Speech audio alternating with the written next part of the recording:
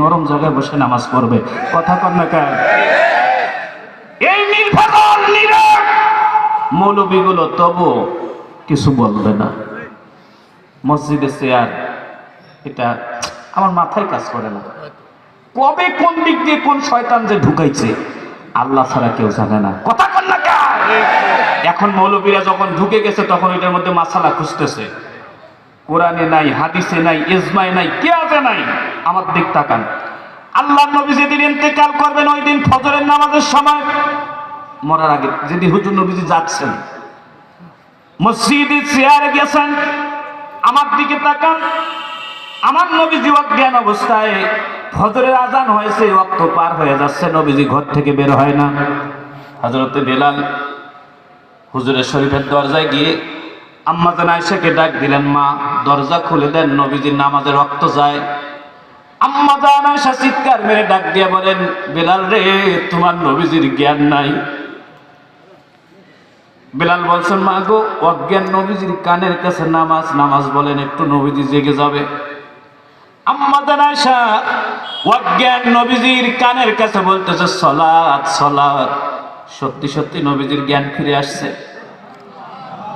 নবীজি উঠে বসে, আম্মা জান আয়েশাকে ডেকে বলেন, আয়েশা বেলালকে আর দুইজনকে ঘরে আসতে বলো, আমি ওদের কাঁধের উপরে ভর করে মসজিদে যাব। নবীজির গায়ে অনেক জ্বর, থরথর করে নবীজি কাঁপতেছেন। ওযু বানিয়ে দেওয়া হলো। আমার নবীজি তিনজন সাহাবীর ঘাড়ের উপরে ভর করে মসজিদের প্রথম কাতারে যেখানে ইমামতি করবেন ওই বরাবর সোজা নবীজি পিছনে দাঁড়ালেন।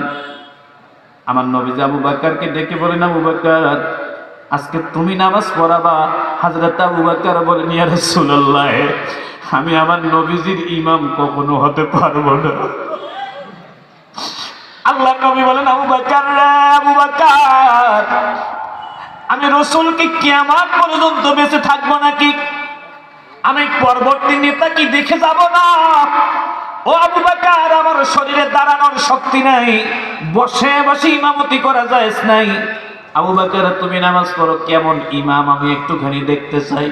হযরত আবু বকর মেহরাবের সামনে গিয়ে হাউমাউ করে কান্দে। নবীজি যখন নামাজ পড়তেছিলেন ডানে বামে সাহাবীরা বলেন বিশ্ব নবী এরকম করে ঝুলতেছিলেন, পড়ে যেতে চায় অবস্থা হয়েছিল। আমার নবীজি তবুও 1 মিনিটের জন্য একটা টুল কিংবা চেয়ারের মধ্যে বসে নাই। আর তোমার একটু হাঁটু ব্যথা, একটু কোমর ব্যথা, মসজিদে একটা হাঁটুওয়ালা চেয়ার নিয়ে গিয়ে এরকম করে বসানো। আল্লাহর কসম করে বলছে, তুমি যদি সত্যি সত্যি অসুস্থ না হও, কাল কিয়ামত